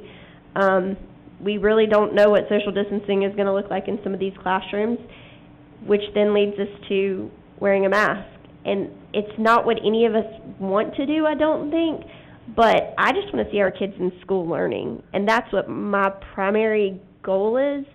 I'll just say that as long as mass social distancing aren't addressed the way that it's recommended by people that are much smarter than me, then I'm going to have a hard time voting for our reopening plan in any other capacity. I think that this change that Ms. Kinzer proposed is the right thing for us to do, considering the limitations that we already know we have in the two other suggested areas to try to slow the spread. What do you think, Mr. Hickman? So I've been asked by many of the board members, what are the positives of wearing a mask?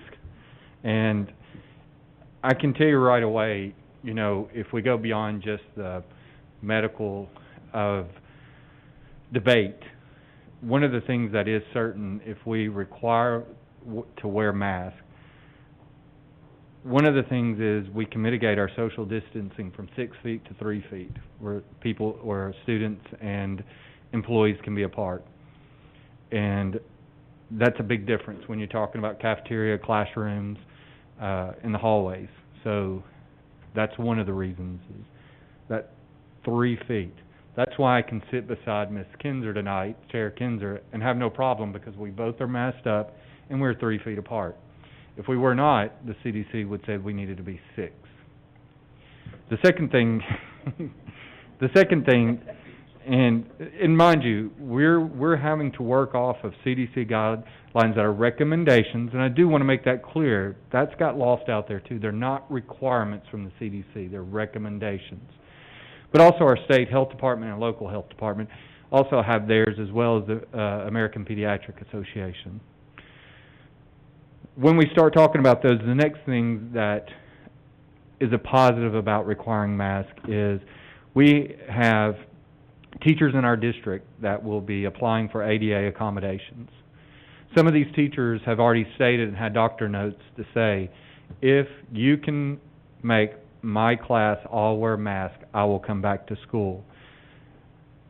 Most of these are coming from our expecting teachers, teachers that are pregnant. By it's not being a mandatory mask, they have now had to take FMLA instead of coming back where they told us they could come back if we had that. The third reason that I can give you that would be why the requirement of masks would be beneficial is now if everybody's wearing masks, if a teacher is around, comes in, if the teacher and the student both have masks on and the student is COVID positive, the teacher can return to work and continue to wear masks, and as long as they do not show symptoms, they can stay at work. So I was asked, and those are the 3 benefits of requiring masks if the board so chooses to do. Mr. Moore. I won't do that again, sorry. So, just to clarify, Mr. Hickman, is this your recommendation as well? At this juncture, I would probably say this is my recommendation. Okay. It would satisfy a lot of the ADA requirements that we do have out there. Also, talking to legal counsel, they too are recommending that as well. And if I don't want to put Jake on the spot, but if he wants to talk about that too. He's next anyway, so. Yeah, 100%. I mean, your staffing is gonna be so difficult. If you're asking me my opinion, 100% unequivocal, I think you should require it. Personally, I would go a different direction. I don't like masks. I'm uncomfortable as as I'm sitting here, but just from my legal perspective, yeah, 100% I would recommend requiring those. Okay. So I got a couple more questions, sorry about that. When we talked about this at the previous work sessions, we kind of gravitated more towards, and I guess I'm going to get into what Mr. Fulbright was getting into. I guess I would need some clarification here, because it sounds like we originally were going more of a policy direction, about making this was a policy issue about dress code. And I guess I'm really fuzzy on what weight does actually approving this as proposed carry, and what is it? Walk me through that, because I'm really confused about how that, because if we're going to vote for this, but yet we're not supporting it with policy, what is the weight it actually carries? In my mind, you're giving your employee, your superintendent, a directive to amend the plan to include that provision. Okay. He might decide to go a different direction. I mean, this is his plan. He is the operational arm of the Board of Education. But if my employer gives me a directive to do something, I'm going to do it. That's the way I look at it. Could you all require or ask that he amend the plan? Yes. Okay. Could you change your school board policy as far as dress code to require masks? Yes. So I mean, I see those as walking hand in hand, even though at this point you're not amending your dress code. Okay. And that makes sense, because, again, to go back to talk about this, obviously what we talked about, were this to get passed, regardless of what format, this was a more of a formal vote more than anything else, that, and with the understanding that staff is going to be continually revising this as things change and move. So, I'm good with that part. So, if you walk me through one more thing here, and Jake, this is kind of you, I guess. student walks in on Monday morning and does not have a mask on. How does that look? You're asking my vision for what's going to happen, and I'm going to give that to you. The first staff member asks the student to put on a mask and hands the student a mask. Let's assume they refuse. Still refuses. Then that staff member is going to ask about a medical condition. Have they been cleared not to wear a mask? If the answer is no, it escalates just like a dress code violation would escalate, where eventually it gets to an assistant principal or a principal, and then we get into 6.300 for an insubordination if it rises that high. Okay. Not insubordination, but defiance of authority. Thank you. So yeah, I mean, just like a dress code, that's the way you're going to deal with this, up to isolating the student and more of an in-school suspension type So situation. if they were to choose, well, it would seem to me that in-school suspension wouldn't make much sense, right? So if they don't have a mask on, we're probably going to ask them to leave. Am I correct? Well, in my mind, it does, because at least at that point you can isolate the student, and if as I see it from a legal standpoint, staffing and keeping teachers as safe as you can make the teachers so that they're in the classrooms and doing the jobs that you're hiring them to do, then, you know, even if it came to that point where it was an isolation, we hope it doesn't come to that point, that at that point it's been escalated, so something else will happen, hopefully. But at a minimum, you, as the school system, are doing the best you can to protect staff and other students by isolating. So I guess these would be, I'm going to go back and forth with Mr. Hickman too, because, so I mean, let's just say a student shows up, that we're going to isolate them in some kind of room. That was assuming one student. If there were multiple students, we would isolate them. Are we still educating those students? And how does that look? I'll go ahead and bring this point up too, because this is one of the points that I have been talking to Jake about, and he's kind of given me a little clarification, and maybe I'm letting the proverbial cat out of the bag, is the FAPE, free and appropriate public education. And I really hate to throw you back this ball, but it's going to come up. So let's just put it out there and talk about it. Yeah, I mean, it's a sliding scale. It's you giving the best education you can under the circumstances, taking into account the totality of the circumstances, the safety of staff, the safety of other students. Can the student be educated and in school suspension? I mean, you as a district are saying yes, because that's one of the escalated disciplinary measures that you can do. And again, I don't know about the isolation part, but if you're asking me in a general sense what would happen, then you go back to 6.300 and you walk through your disciplinary steps. So because this is important, because we're actually turning this into a disciplinary issue. So this is something that's going to follow a student's record if they were to choose, or the parents were to choose not to do this. And we're comfortable doing that. One of the other options that I know I've talked to, well, not talked to, but I've listened to how other districts are handling this. Some are, what they're doing is telling, and I'm not saying this was what we'd do, because we'd really need to walk this through if we do decide this is what we are going to do. But they're telling parents that if your child chooses not to, you're automatically going to have to enroll into the remote option, where it's a non-discipline issue, but it's an issue that is handled.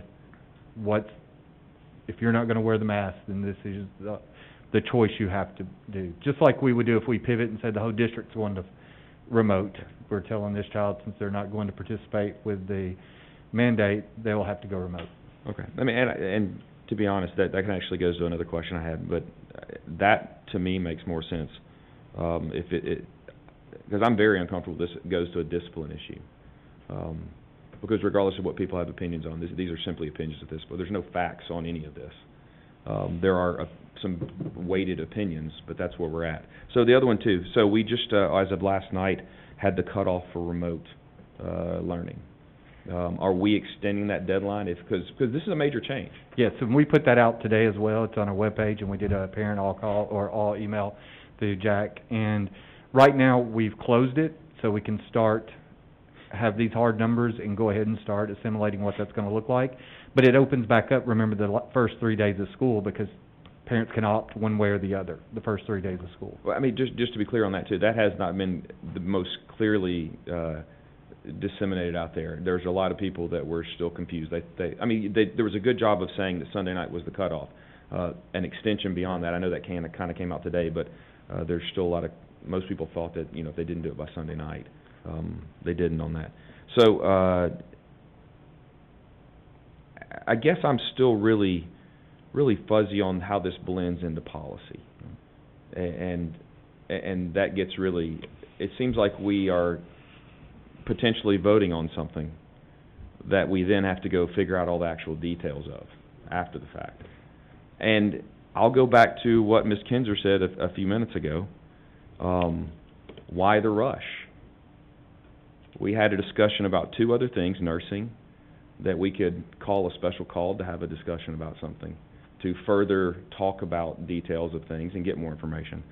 What really troubles me tonight on this is that I can guarantee you there are plenty of parents that knew that if they knew this was going to be on the agenda tonight, and it wasn't added at the last minute with some details that we would have this kind of motion come up, that they would have been here to voice their concerns. And as I said at the last meeting we had, I disagree with some people on this board about this. However, I am okay having a vote when the public is aware of what that vote is and have a chance to review it in full and understand what's being proposed, and then voice their concerns at a public meeting and let the chips fall where they may with the board. And I don't feel like that's taken place tonight in regard to this motion. We have been we were already under the gun as we tried to put these plans together. We have been trying very difficult as a district to remove variables. And yet again, we are at the 11th hour adding more variables for people. And it's not because anything has changed other than that certain board members decided they wanted to change those variables. And that's just not fair to the public. If we want to talk about this at another special call meeting and have people have due notice to come and give their opinions on this, I'm more than happy to do that. Because that, to me, is worthy of a special call meeting. And if we need to hammer out the details of policy so that all of this is aligned, so that I'm comfortable that we're not going to be disciplining students for a choice, that is absurd to me to consider that a discipline issue. And we need to have those answers in place. So if we want to go this route, I don't think tonight, I'm obviously going to be voting no against this, but if we're going to go this route, and again, as I've said all along, I want to support the district and what we vote on, and we should do that as a vote, but this is not how we do that, by throwing something on at the last minute that the public are not here commenting on.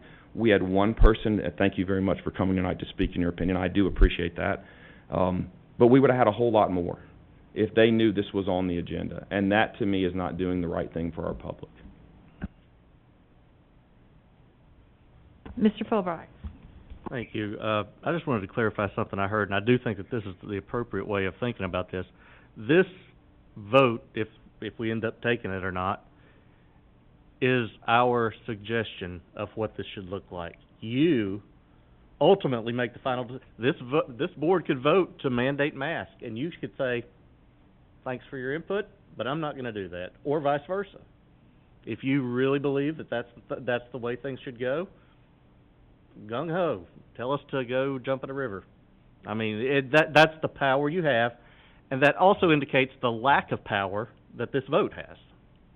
This is a ceremonial thing. We are asking children to be forced to wear masks in school. Why have we as a board not been forced to wear masks? That would be within your purview. I mean, we're asking children to do something, and I pointed that out from day one when we've had this conversation. 1, 2, 3, 4, 5, 6, 7, 8 out of what, maybe 25, 30 that are here aren't wearing masks. But yet we're gonna mandate children to do it. I think that's just showing how inconsistent a lot of these things have become. And, we could have, as a board, been mandated to wear masks from day one. I mean, we didn't need to vote on that. So I think we need some consistency. I think we need some, I don't know, just consistency is a good word. I'll point out that I did ask the board to wear masks. We asked the kids to wear masks. That's right. And that's what we've left it at. We're just all for kicking the can down the road, it seems like. And here we are, a week away from starting school, we want school to start appropriately. We want to have as safe as they can possibly, and we want them to be able to continue to have school, and not all of a sudden have to go back to the way everybody gone. I understand that everybody has strong feelings about this.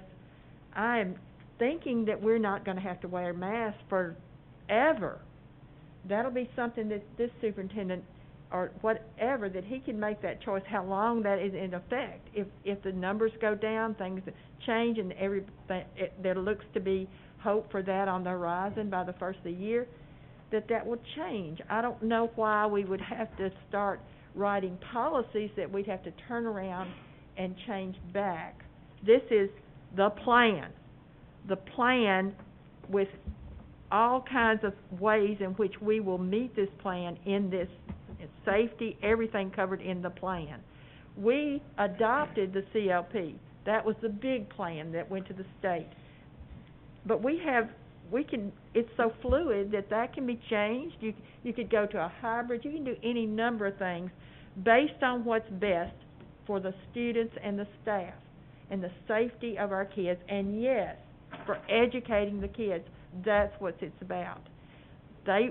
I think they'll be better off in the school with a teacher there every day, not substitutes coming in, not teachers having to be sent home, students, but in a classroom. And I think it's been done other places. I watched something the other day, but I don't know. I can look at this board and know that this may be hopeless on my part, but I don't think I could be on this board and not bring this up and let our parents and our staff know that we're concerned about their safety. And if their safety is to try to put something where they can be closer together, safer with masks on, mask against mask. I'm sorry.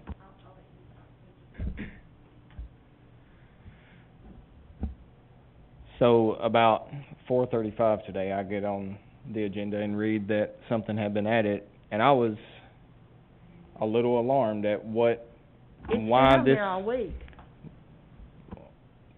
I missed it, obviously, because Oh, the attachment. It was just The motion wasn't there. And I agree that part of our duty is to allow public comment, hence the reason we allow public delegations. Putting something on the agenda an hour and a half before the meeting is neglecting what our duty is and allowing the public to make comments. I also have,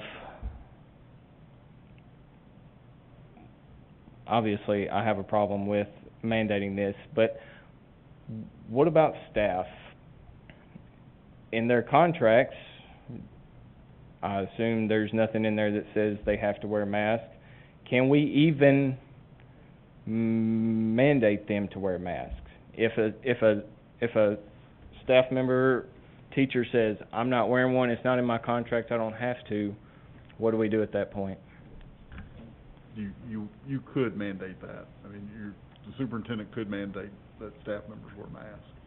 And if they refuse, then that would be escalated on the employee disciplinary side. Okay. So I'm sure Ms. Kinser's been reached out to by teachers in support of masks because they know she's in support of masks. Teachers that know I'm not in support of masks have reached out to me because they know that. I have had lots of teachers reach out to me and say, do not mandate masks. Whenever people come to this mic, what's the first thing they do? And they have a microphone in their mouth. They pull the mask down. If we're in a classroom this large and you have a mask over your face, what are teachers going to do? Are we going to fire them for oh, nope, principal walked by, Mr. Jones doesn't have his mask on, you're fired. That's the third time this week that, I'm sorry little Susie couldn't hear in the back. You're fired, Mr. Jones. See you later. We're setting up our district for failure, I believe, by mandating this. I also have a problem. I think that we're looking at the wrong numbers as well. We're looking at, I think we're up to 500 and something cases, of which lots of have no symptoms. In my opinion, and I've heard other doctors say as well, respected doctors, we're looking at the wrong number. We need to look at the death rate. We have car wrecks every day. People die every day. People have injuries every day. What do we really look at? We look at the death rate of those car wrecks. We don't look at the injuries. We look at the death rate. We're at 5. I'm not discounting those 5. I hate that those 5, that happened to them. However, we're talking about 1 a month out of a county of almost 100,000. I was listening to the scanner last week. We had 2 suicides. That's just in an 8-hour day while I'm listening to the scanner at work. 2 suicides that I only hear one agency. Are we jumping up and down about that? I haven't heard anybody talking about it. So we are hyper focused on this thing right now. I'm not saying I'm not concerned. I definitely am. However, we have to keep a perspective on this, that our number one goal is to educate our kids. I have a child in the system. That's my number one goal. I understand if teachers are apprehensive about going, and if they're within the high risk category. I understand it. I get it. However, we have to keep our total outlook in perspective, and I feel like if we mandate this, we ultimately are going to hurt education of the kids, and that's ultimately what our goal is supposed to be.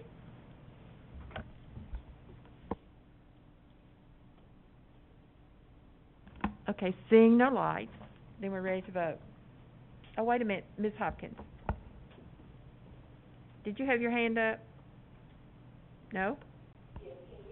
Yes. I was just going to say, just really quickly, I know it just goes and goes, but when we talk about safety as well, we don't want to say it like that, but it's a mask. It's that extra protectionism, mechanism, just like gloves, just like, why are we deep cleaning the schools then if we're not concerned? Why are we having more wipes come in and Germ-X, and if we're not concerned? It's the overall thing of just promoting the safety, just trying to make it more safe, more where we can keep the kids in school, more where the student A can affect student B and C in habit, more effective that the mom that's a teacher is not affecting that child, your child. See, it all becomes very distant until you get somebody in your family, or you get somebody close to you, your neighbor down the street, somebody in your home, somebody in your family. Then you're like, oh, well, maybe. Once we're in with no mandate and no structure, we can't take it back. That's the thing about this. It's I don't know why it's so up in arms when you just need to add a protective layer.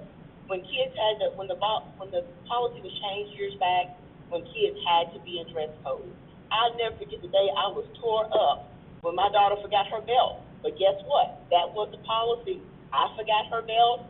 I had to leave work and come to school and bring her the belt. Or her punishment was she had to sit in the office all day. Real story about a belt. Had nothing to do with safety. Her life wasn't going to be in danger about it, but that was the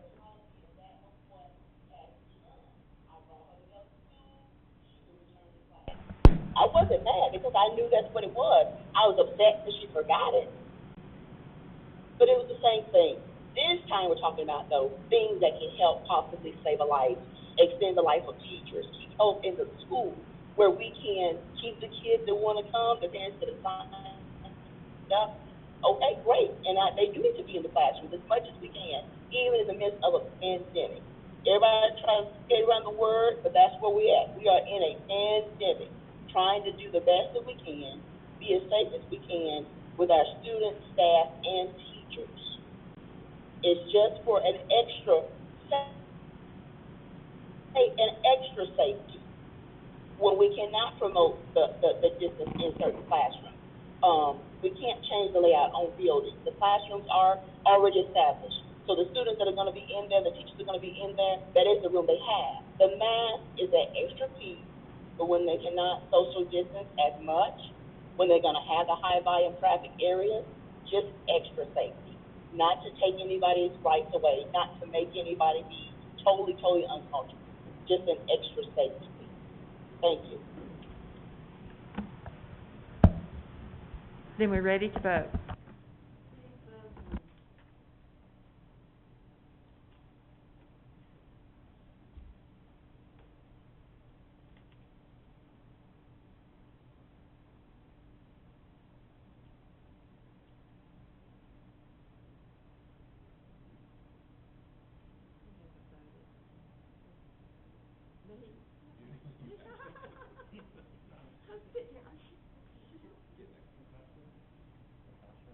Ms. Hopkins, are you voting yea or nay? Thumbs up, okay. That motion does not pass. Okay. We're at the end of the agenda. I do hope that if board members have things that you want us to discuss at the retreat, or anything that you can let Mr. Hickman know or myself, and we'll be here at 1 o'clock on Saturday. Okay, I hear a motion to adjourn. Is there a second? All right, then everyone in favor say aye.